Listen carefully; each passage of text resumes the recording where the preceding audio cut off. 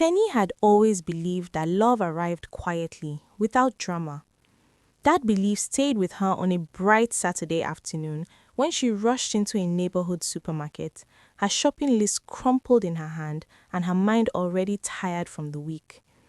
As she turned the corner of an aisle, she collided with someone. "Ah, sorry," they both said at the same time. Their eyes met, and for a brief moment, the noise of the supermarket faded. The stranger was tall, calm-looking, with a gentle smile that instantly put Teni at ease. "I wasn't watching where I was going," Teni said, embarrassed. "It's okay," he replied. "I should have been more careful too. I'm Shola." "Teni," she said, smiling back. They laughed it off and went their separate ways until fate played its next card. At the checkout counter, Teni realized she was short of cash. She checked her bag again, hoping the money would magically appear. It didn't. The cashier waited patiently, but Teni's cheeks burned with embarrassment. Before she could speak, a familiar voice came from behind her. "Please add hers to mine." Teni turned around. It was Shola. "You don't have to," she began.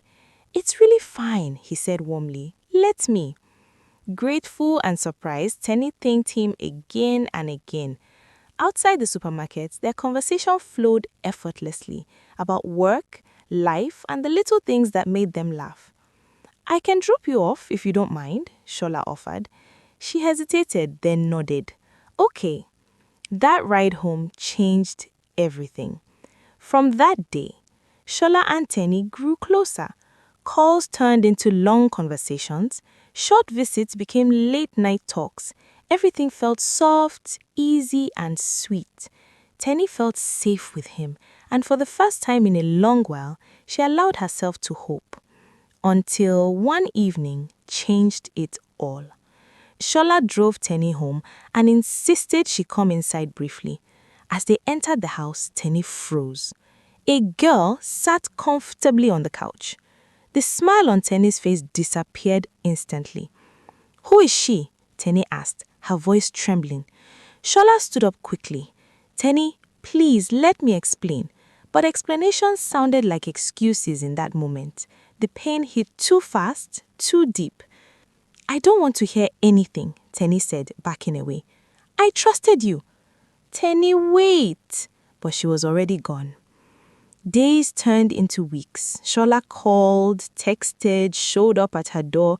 He apologized endlessly, trying to explain that the girl was a relative visiting unexpectedly.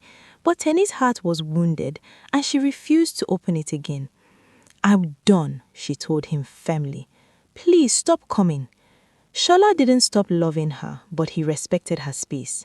Time passed. Teni's anger slowly softened into reflection. She replayed everything, the way Shola treated her, his patience, his consistency. Doubt crept in. Maybe she had walked away too quickly. And then, one evening, there was a knock at her door. When Teni opened it, she barely recognized Shola. He stood there in luxury, well-dressed, confident, holding flowers, gift bags, and a beautifully wrapped bouquet made of money. "Teni," he said gently, "I know I hurt you, even if unintentionally. I never stopped loving you. Please let me make it right." Her heart raced. Shola took her by the hand and led her to a nearby room. When the door opened, Teni gasped. The room was beautifully decorated, flowers everywhere, soft lights, teddy bears, rose petals on the floor, and love written in every corner. Shola knelt down.